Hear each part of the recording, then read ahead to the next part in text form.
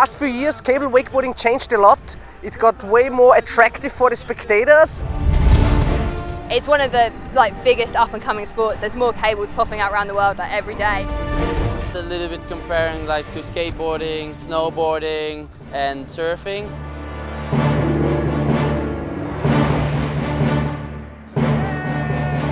This is the lifestyle, the border lifestyle. You have the surfer lifestyle, there's the snowboarder lifestyle, yeah, and this big space of freedom, you know, within your tricks, you know, within what you can do.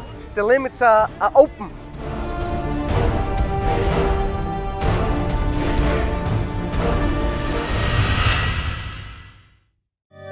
Definitely growing everywhere in the world. Back in the days there were just places like Florida where you can go in winter, but now you have this big choice. You can go to South Africa, you can go to this big water sport complex on the Philippines, Abu Dhabi built a big water sports complex, Turkey, they're popping up everywhere, or Singapore. Like you can make everybody ride. A guy who has never been on a snowboard, never been on a skateboard, put him on a Rixen Pro, you make him ride within 15 minutes. Everywhere in the world and everybody's riding it, and normal people can ride it too because it's not that expensive.